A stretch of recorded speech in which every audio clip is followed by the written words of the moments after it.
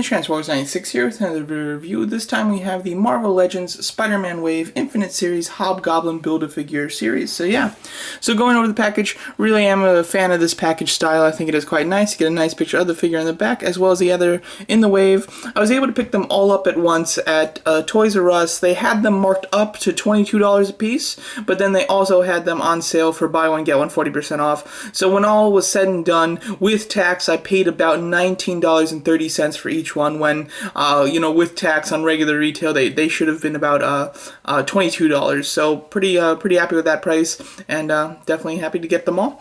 Build-A-Figure is of course Hobgoblin. And one thing that's a little disappointing is that on the side of these packagings, they don't have the individual characters on the sides there, which is a shame. Most waves do have the individual character artwork on the side, and this doesn't. Not only is it looks nicer when it's the actual character's artwork on it, but it makes it hard to shift through these on the shelves, because this artwork is the same as the artwork from the first wave of Spider-Man Marvel Legends series. So if you're in a store and you just by looking at the sides, you can't tell if they have the old assortment or new assortment. You actually have to individually go through each one of them to find that out. So just a minor complaint, but I definitely would have liked a little more customization as far as the artwork. So overall, here's Spider-Man. Very happy. So this was one that typically I'm not really a big fan of getting the characters that we all have a million toys of, like Spider-Man, Thor, Iron Man, Hulk. We've got a million of all of those characters. So typically it's not very exciting to get another one of those characters. But in this case is quite an exception, I think. This was probably one of my most, if not my most anticipated figure of the wave, other than the Build-A-Figure, just because he came with so much cool stuff, and he came with a lot of it, so it made it very interesting. First of all, I do like the look of the Spider-Man a lot. In my opinion, he has sort of a cartoonish type of look, instead of a comic book type of look. Which I like. I mean, because I have a comic book Spider-Man, I've got a couple, so having something that's a little different is kind of nice. And maybe it's just a big and, very bright wide eyes, but he looks very like a TV show cartoon Spider-Man instead of a comic one, so that might put people off. It might get them excited though, because it is something different at least.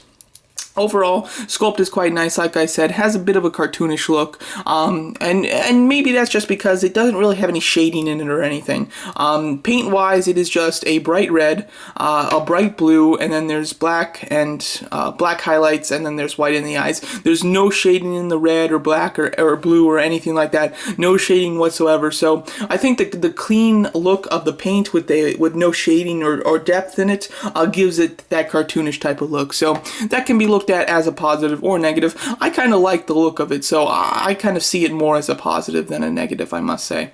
Articulation is wonderful. Marvel Legends is always known for great articulation. He's got a ball jointed neck that's on a hinge, so he can look up quite a bit. If you do want, because it's on a ball joint, you can start to pop it off and then just slightly push it down so that he can look up even further though. So you can do little tricks like that to make him look up better. He can look down quite far. He's got ball hinge shoulders, but with an also kind of indentation in the body there that allows it to swivel forward and back. Really love this joint. You don't see it too much, but when you see it, it's a treat, because it's a great joint, and I'm very happy to see Spider-Man have it. Bicep swivel, double hinge elbows, hinge swivel wrists that hinge really quite far, which is really nice. He's got an ab crunch that is great. Goes back a fair amount, but really goes forward a lot. Swivel waist, ball jointed thighs with a thigh swivel, double hinge knees, and hinge pivoting ankles, which is really great. I love pivot ankles, definitely. Very fun for the posing. Now, as far as the accessories that he comes with 3 pairs of hands. You get a pair of fists, a pair of swinging the web hands like that we always get, and then a pair of really open ones that are meant for kind of like holding the ground, or like holding walls when he's walking up them. I like these hands a lot because I don't think I have any other Spider-Man figure that has these hands. So I got a million that have fists and have the web swinging hands. So I think that these hands are just a lot more interesting because there's something that we really haven't had before. So I do like that a lot, or at least we don't get very often. He comes with a piece of pizza, no joke, people, and this is truly awesome. Let's really focus on this. There we go. That is a sick looking piece of pizza. It actually is really well detailed. It looks very realistic. He even textured the bottom, and they got the cheese melting down the side, and it's indented in the middle of it to make it look like he's actually holding it. So super cool. I mean, that's a fun, silly accessory that was actually really well done. They didn't they really sculpted it quite well, to be honest, which is really neat. And then he comes with an extra head that's him with the Spider-Man mask, with the Spider-Man mask pulled up so that you can see the Peter Parker head sculpt. I noticed that it's a smidge hard to put on just because the ball joint is on a hinge, and it's hard to do when I'm holding it out in front of it. There we go.